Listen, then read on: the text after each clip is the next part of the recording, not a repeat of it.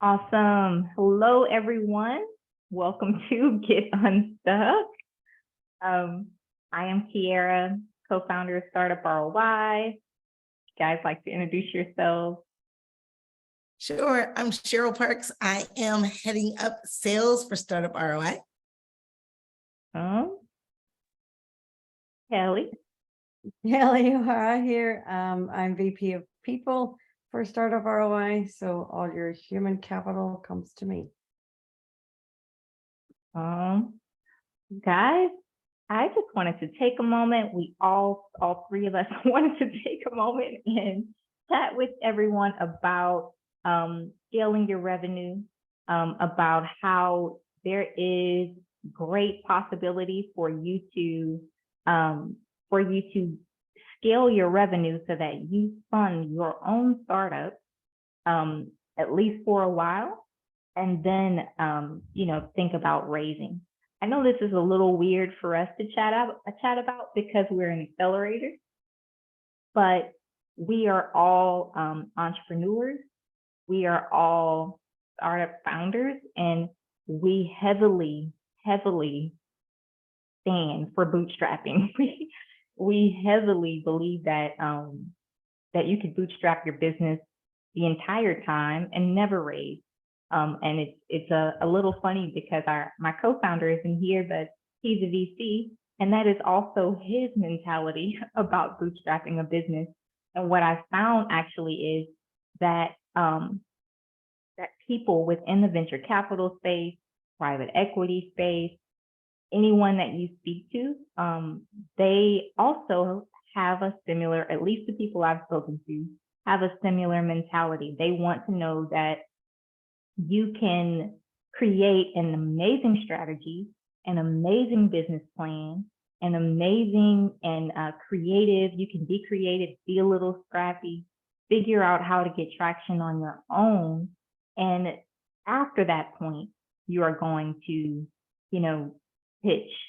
pitch people and try to receive funding. Some actually avoid pre-seed and seed stage funding because of that reason. They want you to get beyond that point on your own, or with other methods, maybe grants or things like that, before they give you funding. There is even another mentality, and I know this may seem to be kind of a off from what I'm saying, but there is another mentality that if someone else has not given you a letter of intent, has not said that they are interested, then other VCs, they may chat with you, or other funding institutions, they may chat with you, but because you have not gotten another letter of intent, they will be leery of investing in you, so they won't invest. So it's like, what's this game? You're thinking, what's this game everyone's playing? You all want someone else to buy in before. Ultimately, they want you to buy in before someone else. So they want you to have invested your capital, your time, your effort. They want you to have gotten team members to buy in, even to say, hey, we'll go, the distance with you, even without funding, because we believe in your idea. So they are looking not only for other people to have given letters of intent, they are looking for you to personally be so invested that even if they did not give you money, you would succeed. So that is my intro. I hope you guys are following. I want to give Kelly and Cheryl an opportunity to chime in there. Go for it, guys. I'll jump in here. So I love just what you're saying about, it's the leadership piece of it for your business, to demonstrate that you can bring people in to I'll say buy into your vision, right? And that you do have an offering that is that can gain traction. It can be validated, gain traction, et cetera. You're almost, in a sense, creating a movement, whether it's a large movement or a mini movement or a micro movement, whatever that is, whatever lane you're in, so that there is some sense that, yeah, you can lead this process. And so much of it is leadership. It's the ability to lead, whether it's your customers, your team members, the community, right? I mean, there are lots of product offerings out here that are based on community engagement and that kind of thing, whether it's in reviews or however you want to approach it.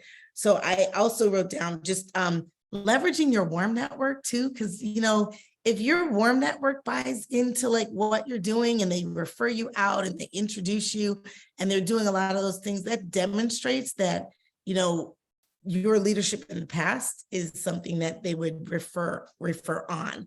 So you can also just leverage your warm network you want to get things firing so that you can begin that validation and traction process as you're doing it. It's a lot of balls in the air, but it's been done. Yes. Go for it, Kelly. You have something? Absolutely agree with both points as well. And excuse me, I'm coughing today. I have a sore throat because it's raining outside in lovely Ireland, as usual. So one thing, so bootstrapping as well, is that, a lot of startups, because the social narrative is we need funding and we need pretty bells and whistles on our tech or on our product. They matter, but they don't matter as much as, can you acquire customers? Are you innovative in your way of producing revenues? Prioritize your revenue generation instead of focusing solely on scaling.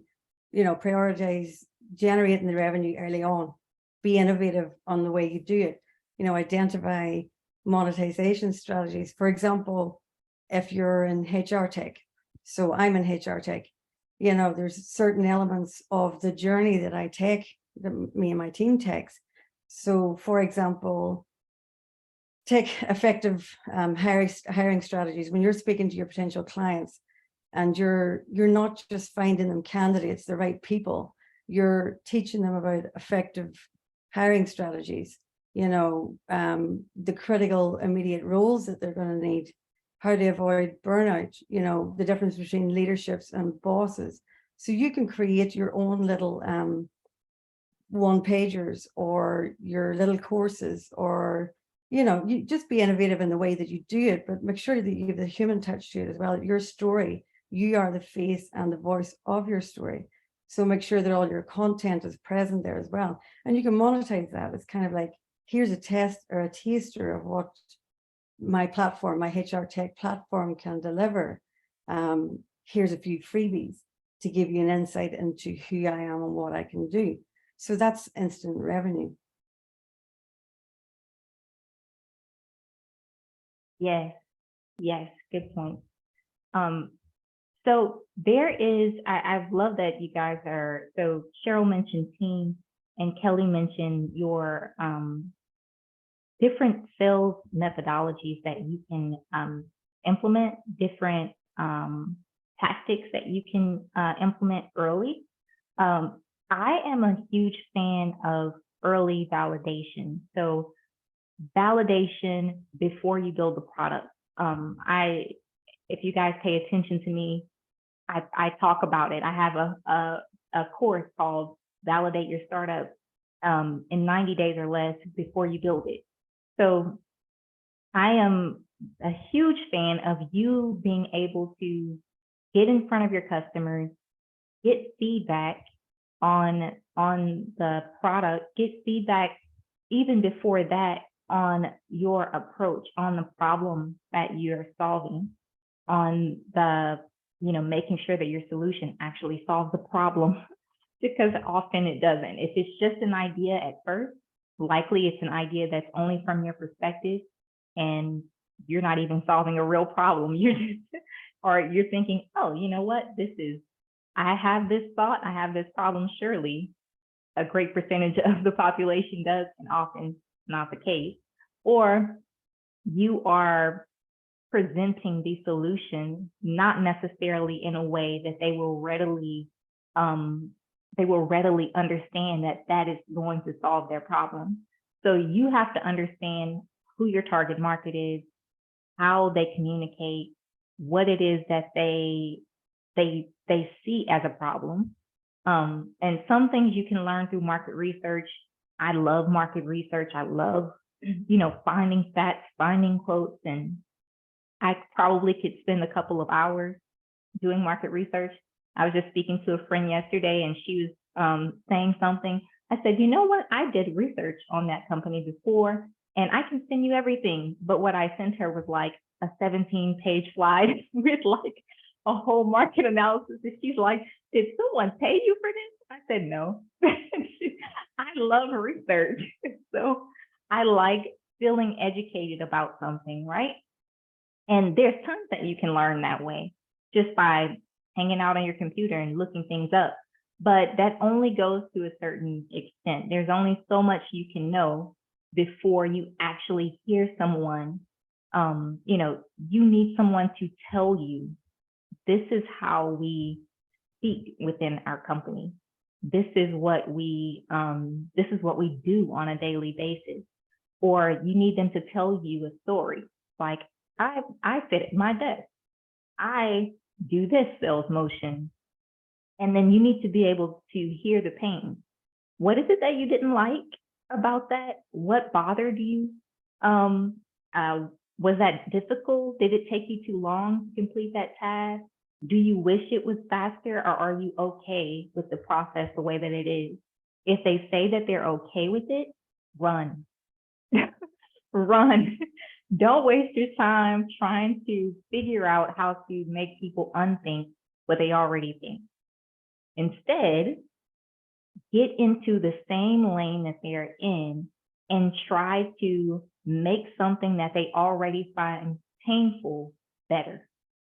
I'm telling you guys this because you will waste years trying to make someone unthink what they already think, especially in industry, because industries have the way that they think. It actually comes from higher up. It comes from something that's above them, some type of regulation, some type of organization that created some standards and now they're all following.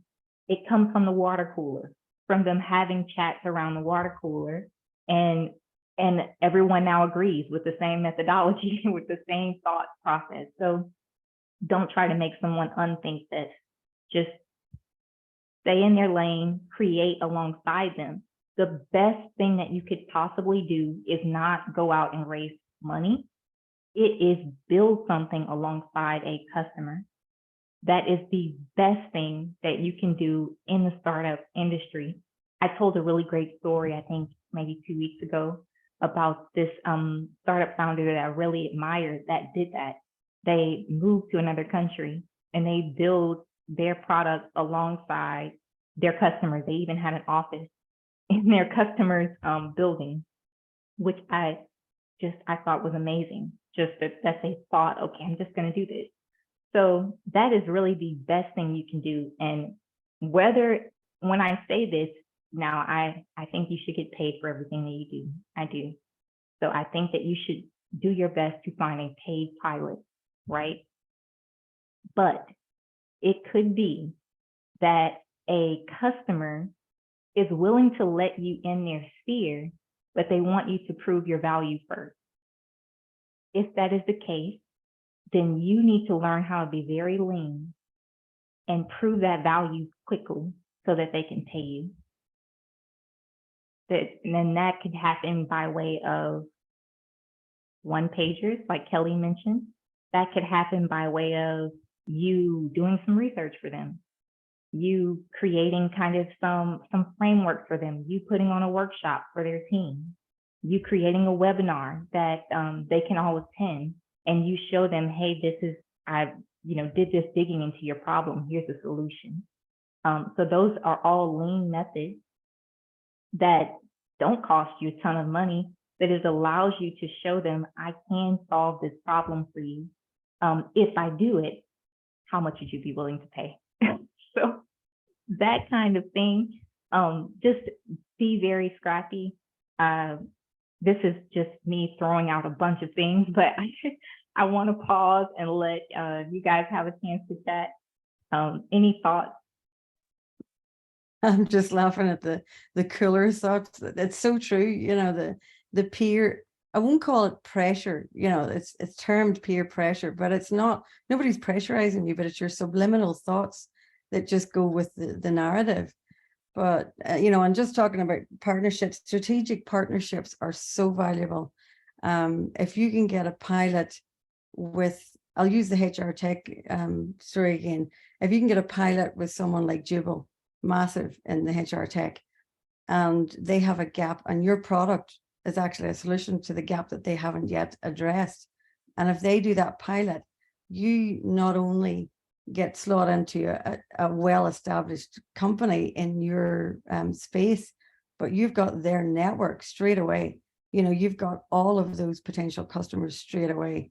So, you know, strategic partnerships and pilots are massive.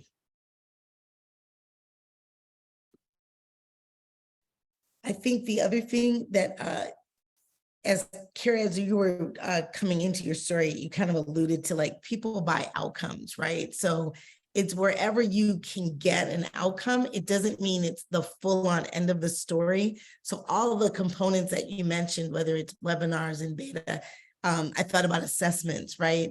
Even just refining your ability to do an assessment that leads to something. Sometimes that can be the initial product to get in the door. So there are all these ways that you can use the different components to demonstrate outcome. And that's typically where the rubber meets the road. That's where the traction happens, when you, and then you can stamp that out over and over and over and refine it, make it better. And all of a sudden that your offering just grows up, because you're creating outcomes for someone. And outcomes either can be like increasing revenue in some manner, way, shape, or form, you know, adding savings in some way, shape, or form. It could be the people part of it, right? So Kelly's talking about human capital. It could be a way that you develop a certain type of culture for someone, for a business case, and that kind of thing. So there are lots of different ways that, you know, outcomes come to fruition. And it's just finding your own lane where you become, you know, as Kiara mentioned, like, you're the genius at resolving problems that are things that are broken, not, you know, taking it from it's okay to, okay, I like it. People don't pay for that. Yeah, so a nice to have versus a painkiller, right? Yeah. Which one are you? A vitamin versus a painkiller? Which one are you? You probably should always think about that. I always think like that. Like, when I'm listening to people respond back to something or watching their reactions to a demo, that's what I'm thinking. Are they having this reaction because this is actually hitting a pain point, resolving a problem? Or are they just like, oh, thanks for your time. Let's just move on. You know, so thanks. That's, and even I think like that so that I can iterate, so that I can revise. It could be that I do have a solution to their problem, but people's attention span is short. So if you don't point to that problem, touch the you know, the pain and poke it, they're not going to think, okay, you're on to something. They won't think that. They'll just glaze over after a little while, look at the screens that you're showing them, especially if your demo is a product tour. Oh my God. I can't tell you how many demos I've sat through. Like, maybe they had my attention for 10 minutes. And then after that, I was just like, oh. They didn't poke the bear. They didn't poke the bear enough. Yeah. You know, people are emotional buyers. It's even, you know, when people are doing their pitch decks and they've 50,000 slides talking about, you know, things that aren't really right now relevant. You know, it's kind of like they're emotional buyers. Is that emotionally connecting to me? You know, it looks pretty, it sounds pretty, I like all the techniques and stuff, but am I going to buy it because I want it and I need it right now? So a lot of the time that's not the case. Yeah, you're stepping on all my toes. Like, literally, I literally have lost multi-million-dollar deals because we took it to a higher level solution and they weren't interested. They only wanted to go from bad to better. They didn't want to go from bad all the way through to like, here's your solution for the next 10 years. And so what ends up happening is there's someone else in there that can actually just, again, hit that priority. And now all of a sudden, probably at a reduced investment initially. And now all of a sudden they're like, yeah, we just need this done, right? So it's understanding priorities. And I was just thinking about, like, even when we go to the doctor, because sales is so like analogous to the doctor's office, they literally are trying to figure out where the pain is, right? So they're pressing things and, everything's good, it's good. And then it's like, and so then they're like, oh, it's right here. And so they'll press again, right? Just to be sure. And then they start to understand, okay, so when I press this way, it's, it's an acute pain, or it's a dull numbing pain. Like, it's really trying to understand, like, how important is this? When does it happen? It's being super curious about that stuff. So I was just thinking about all the deals that I've lost because I overshot it or undershot it. And I used to say when I was in demos with the team that I was working with, if you hear yourself saying, and it does this, and it does this, and it does this, like, stop yourself. Because that's not a demo, that's like a training. Like, we want to hit on the high level priorities and not go through it and show all the functionality of something. Whether you're demoing or anything else, you don't want to show all the functionality because most people want it to resolve their problem and not get a full onboarded training of how something works. There's time for that. Yes. So I have a sales conversation framework. It's talking about exactly this. It is only available in our Slack group. You guys need to jump in and grab it because it is talking about how you anchor the conversation in a pain and then quickly get to the solution that they're looking for. So grab it. go get it, because literally, guys, this is how I have this next to my screen as I'm giving a demo, because I know, and then I'm paying attention to the person's reaction. I know, if I get off, because surely I'm excited about my product. So if I get off, then, I'm going to lose them and I'm going to lose what could be a very good sale. So just anchor it in a pain, focus on the pain, even if they try to change the topic, even if they change the subject, go right back. Oh, wait, but you said this a while ago, you had this pain, or this really bothered you. So I wanted to show you this, and then go right to their solution and keep doing that. And then here's another tactic that is in that framework as well. So after you have gotten them to that place where they're starting to see that this is a solution, stack the solution.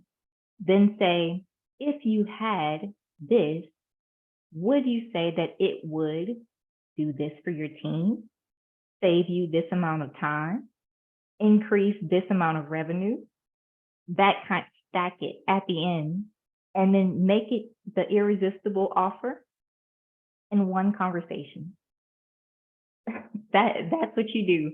And then you don't let them off the hook. You say, hey, let's book a follow-up call, or let's close the deal today. So that is what you guys need. And I know, especially as an early founder, that you don't necessarily, that's something I personally had to learn. So, and I scoured everything to figure it out.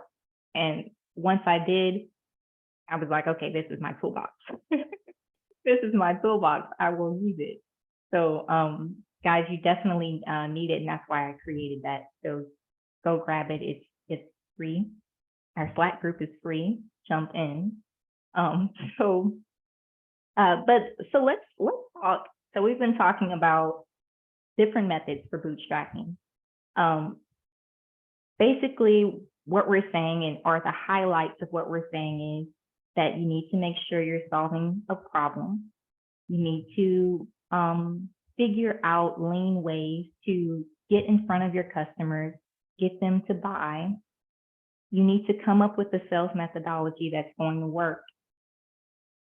Guys, I have to say one more thing that I feel like would be very valuable for you guys to hear, because I was just chatting with someone who's a startup within our program about this the other day, and they had this aha moment. So I think it will help you too. He and I were chatting, and he said, and if you're watching this, hey, he and I were chatting, and he said, well, my priority is that I am going to finish this prototype. And then I have a couple of pitches, and then, but those are my priorities, right? And I said, those should not be your priorities at all. I know that you have a tech business, but priority one is conversation.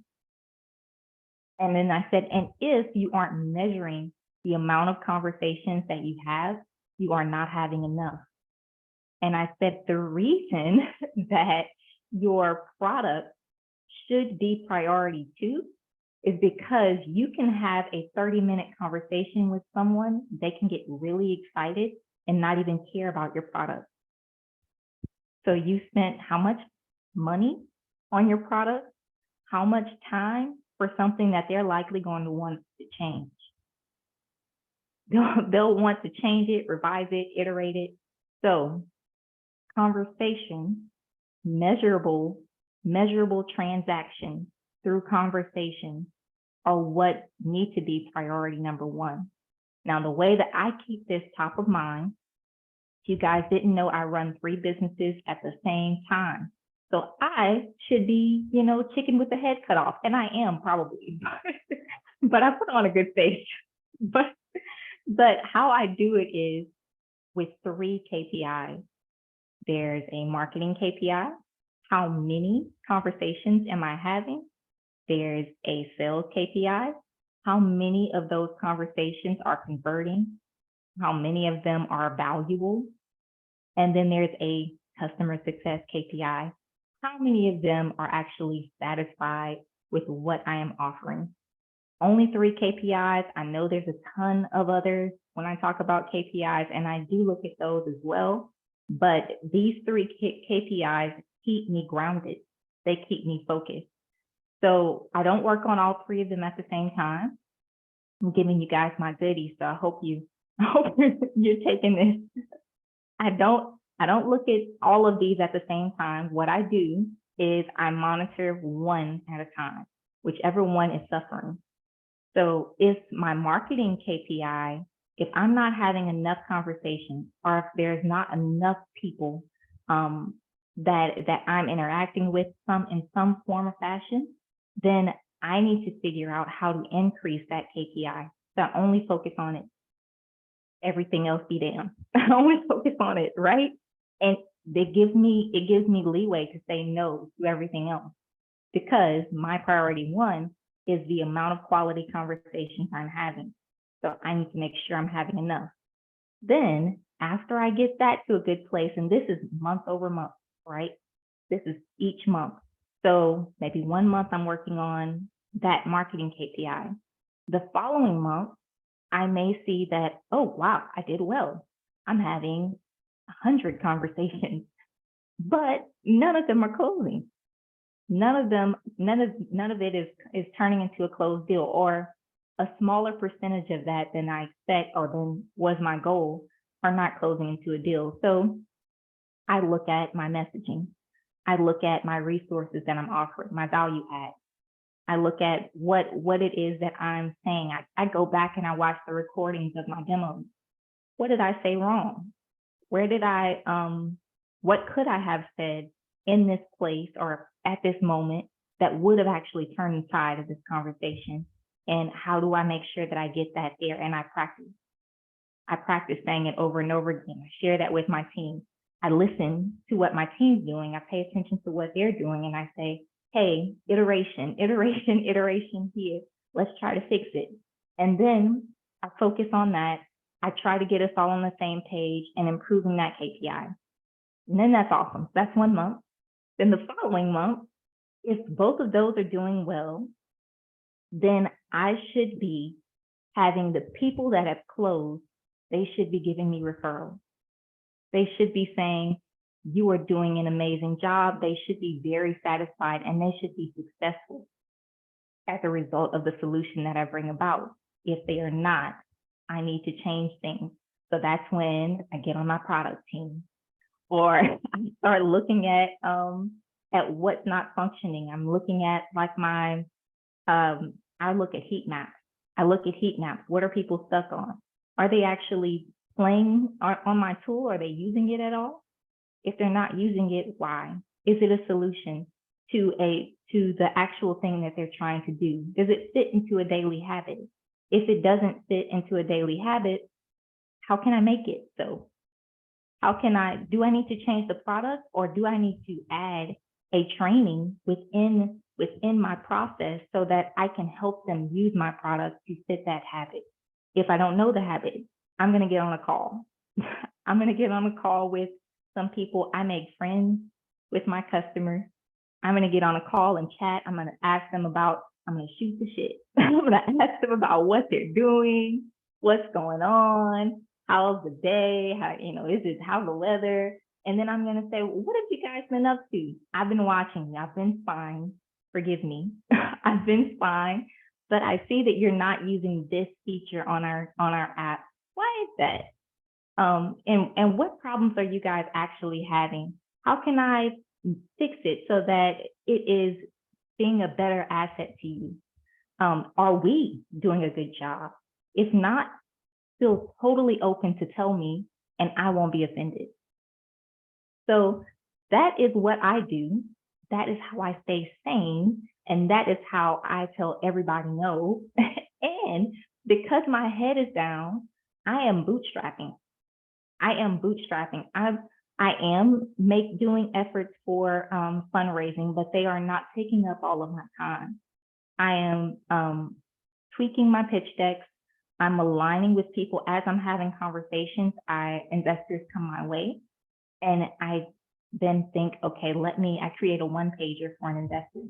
So let me do some research on this investor. Let me see if we fit within their scope, and then let me create a one-pager and see if we can have a conversation. But it's not all that I'm thinking about, because the truth is, I am the only one in charge of my revenue and growth. If I'm not focused on that, the investor won't even care about me. So that is what I do, guys. And I'm going to let you guys chime in. I'm just laughing at the head of this chicken. And you're on point there, like customer communication and customer support. Investors are not interested if you cannot produce revenue on your own. If they give you 10 million, 20 million, 100 million, that does not change that problem. You still have that problem. So in summary as well, focus on your income producing activities.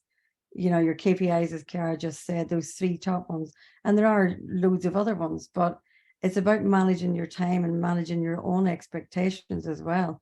So a good thing that was told to me many years ago was, when you're feeling overwhelmed with things as well, you're like, as Kiara says as well, you are responsible for the revenue that comes into your business. No matter who you've hired, no matter who else is on the team, you are responsible for that. So you focus on that. And then if there's so many things going on a Sunday night, for example, sit down and think, right, what are the top 3? You don't let your brain kind of get overwhelmed. If you're anything like me, 15 different things comes in at the same time and you have to kick them out again, because they will come. It's like a to-do list. You've got the different priorities. Set out those top 3. Set out 3 days in that week that you're going to really address those. And what do you call it? Can't remember the name of it, but if you take 2 hours twice in those 3 days and only address those 3 topics, so that's twice in 3 days, so that's 6 times of 2-hour segments addressing those 3 topics, and then everything else can fall into place, and you can relax a little bit as well. So if you set it up on a Sunday evening, take 2 hours, set it all out, write it all down, and then you know that they are set out for the following week. And then everything else that comes up, like messages popping up on LinkedIn, they're not going anywhere. They'll be okay for 2 hours. Do you know what I mean? And if they pop up, as the same person pops up 5 times, you probably want to disconnect with that person.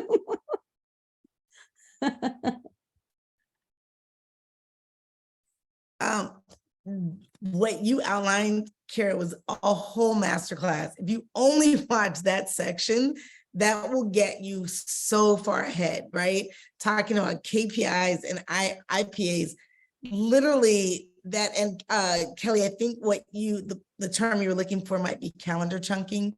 So you're chunking your calendar out so that you can focus on your KPIs or IPAs for 2 hours. And you could even go deeper and do the marketing piece, as Kiara mentioned, or sales or customer success. I think if every business came on the scene doing that, every startup, the whole landscape would be further ahead. It's just that we get in our head around the idea, and then we go deep into the idea. And as you mentioned, we're creating things that no one, have you ever gone to the store, you're looking for some type of clothing or dress or shoes, and it's never been, no one's ever put it together. So no one knows that it's a problem that raspberry red isn't in the store, right? No one knows. And so, you either can create a problem, or you can look for problems and solve them. So I just think that was like a whole masterclass. And it was, you mentioned KPI several times, key performance indicators, in case someone doesn't know that. But it just literally, it goes deep, but at a high level. If you only take that and you just go marketing, sales, customer success, that will get you far. So yeah, so thank you for that. Totally agree. Yes, that is how I keep myself focused on what really matters. And it definitely, I limit the amount of distractions as much as possible. So, my team, bless their hearts, they have ideas all the time. All the time. They have tons of ideas and tons of things that they want to do, and they are very intelligent. They are brilliant. And I want to incorporate all of their ideas. So in our meetings, I call our meetings momentum meetings. We chat and they tell me their ideas, and sometimes they overtalk me. Sometimes they're so excited about their ideas that they're just taking over the whole meeting. And I give them that opportunity, but at the end of the day, we have a backlog, and we are going to dump our ideas into that backlog, and we are not going to allow that new feature to throw us off course. And when at the appropriate time, we'll fish out that backlog, and we'll see what needs to roll out or need to be shipped during this time frame. If you guys do have a team, then you need to have sprints, right? You need to have sprints. I have 2-week sprints. That's how we run. 2-week sprints. We are developing only these features for a 2-week sprint. Then we have a sprint review. I'm not insane enough to say that my team will have finished everything, because scope can never be fully determined. So we get to that sprint review. They show what they have. They talk about what issues they ran into. We collaborate, and then we start a new sprint, maybe with a new feature, or even continuing with the features that we've developed. But the features that we are bringing about, they are educated. They're not just, this would be cool, or our competitors are doing this, why don't we? Or AI has this new thing, let's just incorporate it. Things have to make sense. Things have to make sense. There has to be a demand for what you're actually building, and you have to build things based on data. Even though it's a software product and you can build things quickly, and that's the amazing thing about our industry. We can build things fast. It's fun. You know, you can create very quickly. If you create something, if you send, like I just said, I send 2 weeks. My whole team has a 2-week sprint. If I tell them to start building a feature, and it takes them multiple cycles of sprints to build this feature, and that feature is not sellable, I have just ate up my team's time and occupied them for a wrong direction. And that's on me. That's my fault. So I have to make sure that I have gotten some validation, some form of validation for what features we are actually incorporating into our tool, and where is this going to go, and how are we going to reap a return for that. So having a rhythm, being able to know what you need to do, what's important versus what isn't. Even if you're a solo entrepreneur, guys, we are very disciplined when it comes to other people, but we are not disciplined when it comes to ourselves. So if you are in the lab by yourself, building out this software, you need to be even harder on yourself than you would be on someone else. You need to tell yourself no. If you're by yourself, it would help you because you don't have accountability to write down your roadmap, to draw out your product roadmap and only stick to it. And then reevaluate, reassess, do I need to build this each time? And also you need a backlog. So the new ideas, because I have new ideas every day, the new ideas that you come up with, they need a place to go, and it is not always in your tool. So you need to put them in the backlog, and you need to think about, how can I be strategic? Solo entrepreneurs, my heart goes out to you guys. My heart really does, because I know it's a struggle, and I know you're tenacious, and I know you're out there with a bunch of ideas, and it's difficult by yourself. So whatever success you have, you should applaud yourself, because you have climbed, that mountain, and you did it by yourself. So people that climb Mount Everest celebrate. You should be celebrating too. You should be celebrating too for your milestone. Ultimately, I'd say don't do it by yourself if you can, if you can help it. And that is actually a good segue for us to talk about an accelerator. So do you guys have anything to chat about bootstrapping within an accelerator, even if you're a solopreneur? I think the theme of this, Kiara, as you've been speaking to it, is the leadership part and the understanding that there's only so much bandwidth, no matter whether you have a team or not. And I just think, and then not doing it by yourself, whether you're talking to your potential customers or you're talking to a like-minded community, which is what leads to the accelerator program.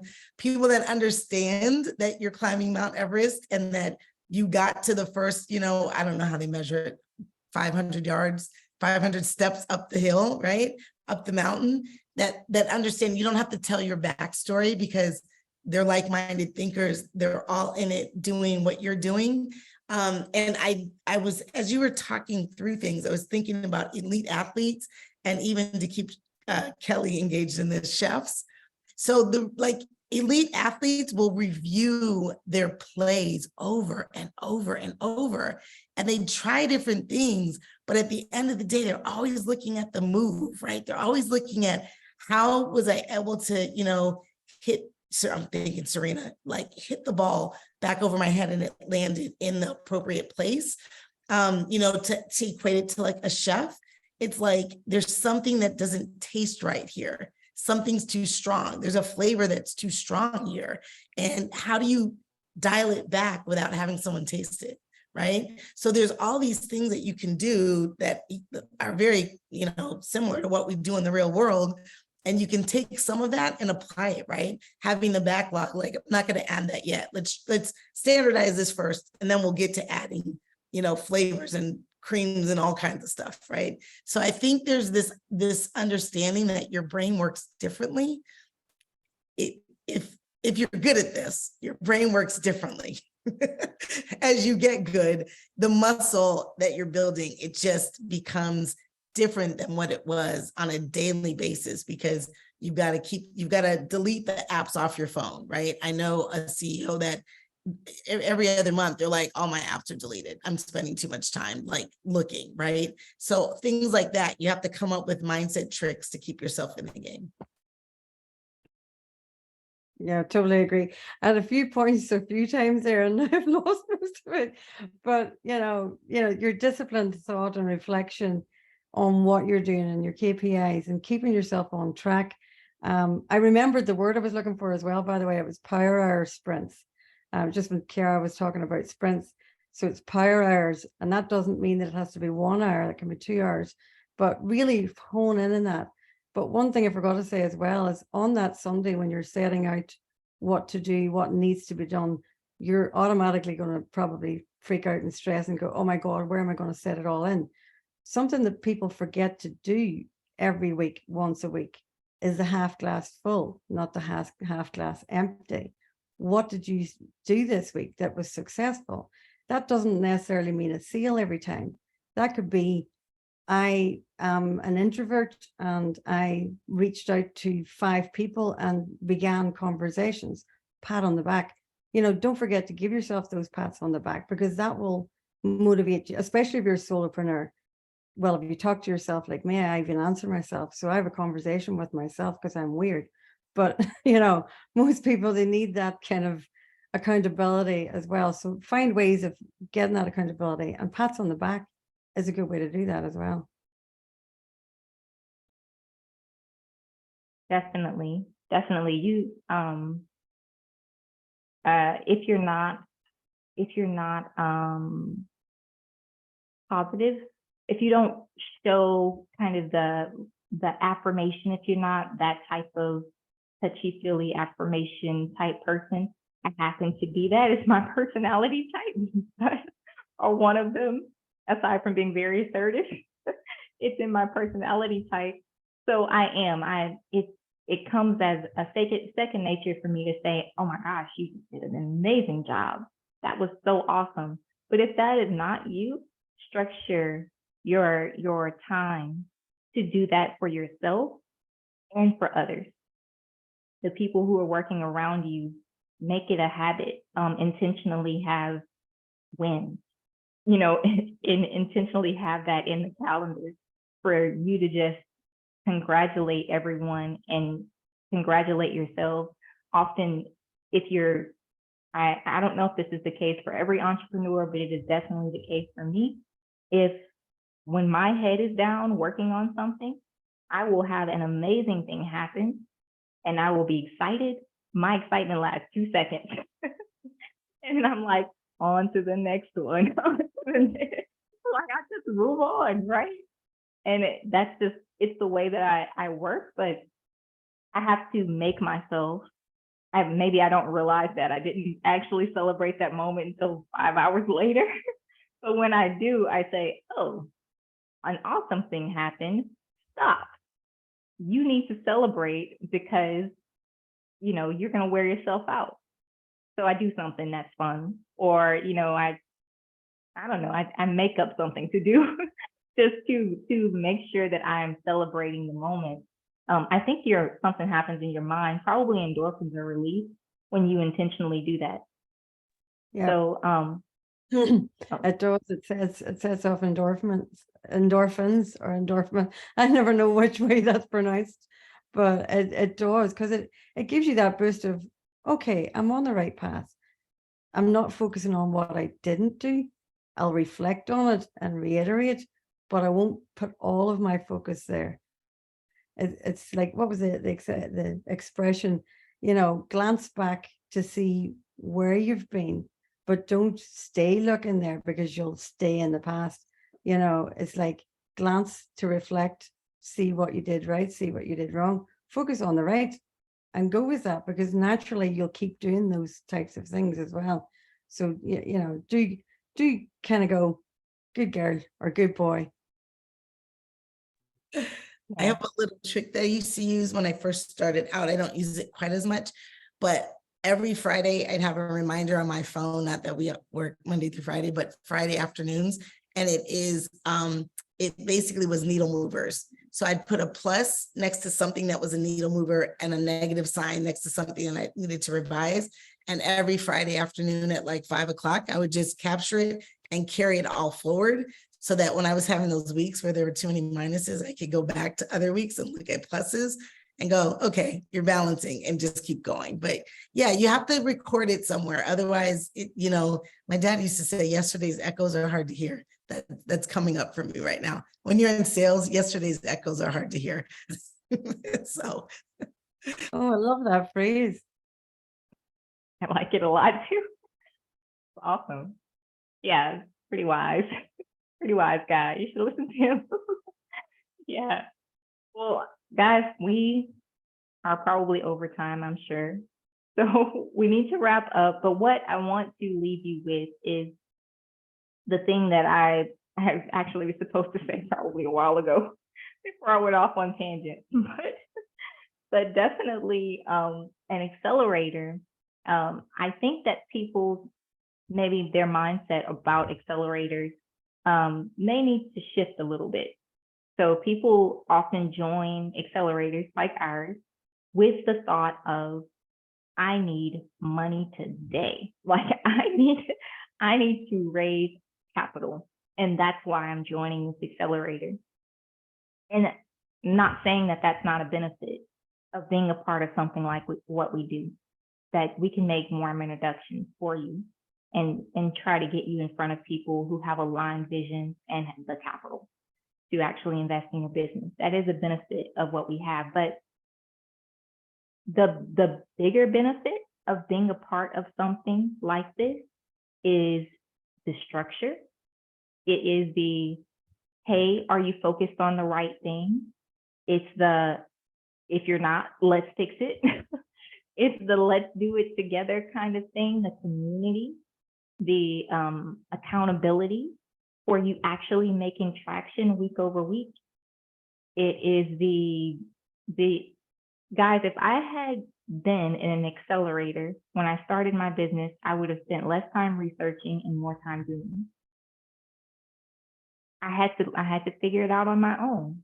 Had to do a ton of research. I did eventually start investing in accelerators, but it took a while. I was just figuring it out, and YouTube videos. I was watching YouTube videos, figuring it out. But guys, being in now I can't say it, being in an accelerator, it saves you so much time. It helps you be able to really grow, move aside obstacles. When I start conversations, if you're watching this and you've had a conversation with me on LinkedIn, you have heard me say, well, most of the conversation, I said to someone just a little while ago, he's like, well, what do you want to know? Let's jump on a call. And I said, I don't want to know more. I want to know what obstacles you have and how I can help. That's it. I'm busy. I don't want to just know more. I want to know about your obstacles. And he said, thank you so much for that. This is what's wrong. And we went into a conversation. So obstacles, that is what we are digging into every day. We are moving aside those obstacles so that you can have momentum in this period of time. Our accelerator is 13 months. We want you to grow or to 2x, 3x your growth within that time frame. That is our job. Aside from the other thing, my job is to tell you the truth. but our job is to move aside obstacles and to be the thing that opens the door for you when you're stuck. So that's why you need to be in an accelerator. It is for growth, momentum. That's going to be the thing that is attractive about you to an investor.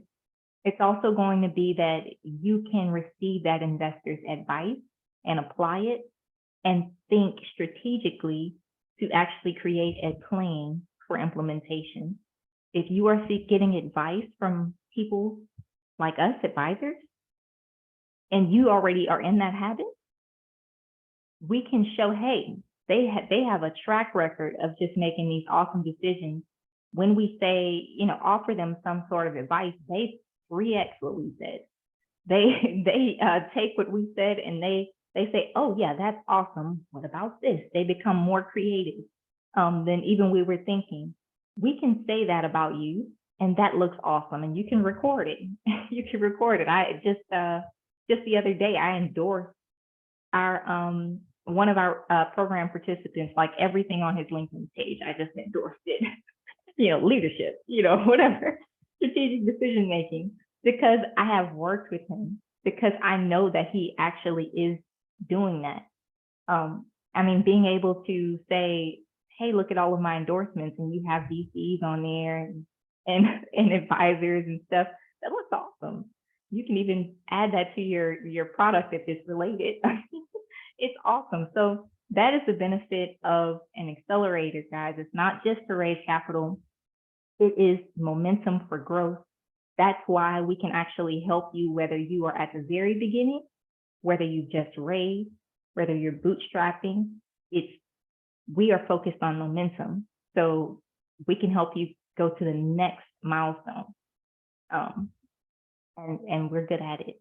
So do you guys have anything to add?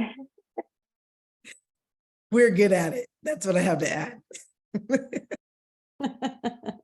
I'll just say it again. We're good at it. I think one of the points that really stand out for me is the warm introductions. You can't put a price on warm introductions. Like collectively in our team, we have collective warm introductions. One of our team, one of the co-founders as well, is an actual VC, but we want to steer away from that because him and Kiara, Paul and Kiara, have built this accelerator as an in-person, although it might be virtual, but it's an in-person due diligence process.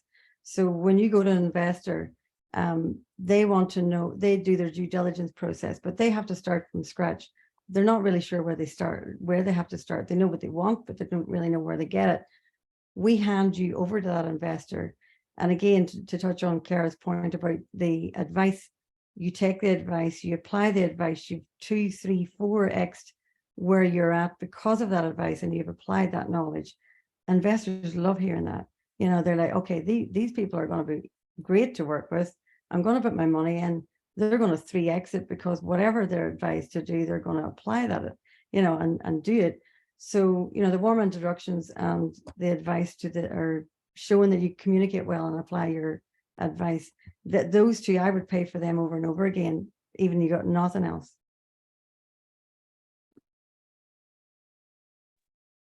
And we're good at it.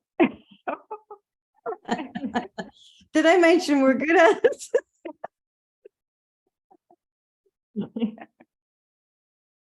I think that is a good point to wrap up on. I think everyone listening, you guys watch this, go back. If we ranted something and you missed it, go back, take some notes.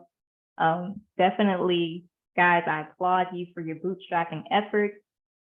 I'm with you right there. I get it. I know how it is. I know that it's difficult, but I know what makes you feel good, and it's winning.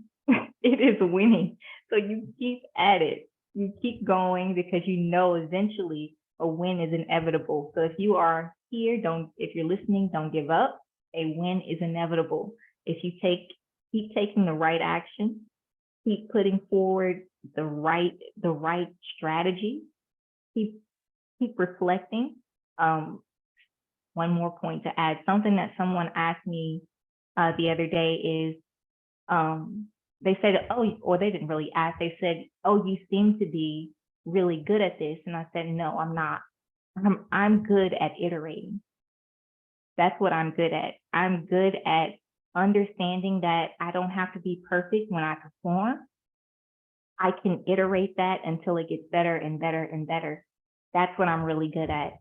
So I know we just said, and we're good at it, but the thing you want to be good at is a very deep understanding of, I can get out there, I can throw my net into the water, and if I don't catch anything, I can pull that net back up and I can figure out what I need to do better, and then iterate and then do it again, right? That you don't stop, you keep up the momentum and you iterate when necessary. Eventually, with the right actions, you will win. that is what I will leave you guys with. Thanks so much for watching. You're awesome. Join our group and don't forget about our AI contest because that deadline is coming up pretty fast. So I will actually add that in our description so that you know you need to go ahead and enter your product in that contest so that you have the opportunity of gaining some recognition for the awesome thing that you're building. Okay. All right. Well, guys, have a great one. You too. Have a great one.